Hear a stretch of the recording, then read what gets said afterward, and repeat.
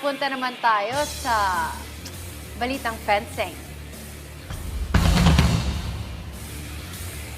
Excited ang former national fencer at Congressman Richard Gomez, hindi lang para sa SEA Games debut ng kanyang anak na si Juliana, kundi para rin sa modern pentathlon team ng kanyang pinagmumunuan.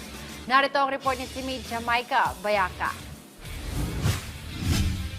Halos isang linggo na lang bago magbukas ang 2025 SEA Games sa Thailand, buo ang tiwala ni Richard Gomez na may maiuwing medalya ang kanyang anak na si Juliana, ang national team fencer ng Pilipinas. Two-time UAAP champion si Juliana sa University of the Philippines. Kampiyon din siya sa 2022 Thailand Open Fencing at West Java Fencing Challenge. Kaya't labis ang pagmamalaki ng aktor sa pagpasok ni Juliana sa kanyang SEA Games debut na harap sa mga top fencers ng Timog Silangang Asya. Pero bukod sa pagsuporta sa anak, nakatuon din si Gomez sa Modern Pentathlon Philippines sa kanyang pinamumunuan. Bilang presidente ng federasyon, iginiit ni Gomez na handa na ang kanyang team na sakop ang 5 sports: running, shooting, fencing, equestrian at swimming. 3 atleta ang nag-qualify sa fencing event pa lamang, habang si Gomez mismo ay sasalang din sa shooting event. I think we're ready.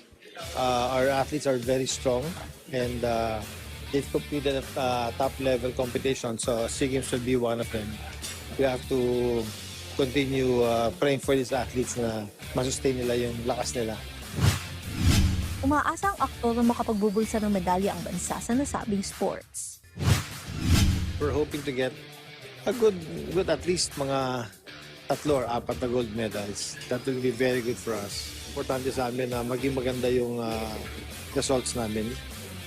So we can have continued support from the Philippine Sports Commission, and then tuloy-tuloy din yung suporta ng LGU, no?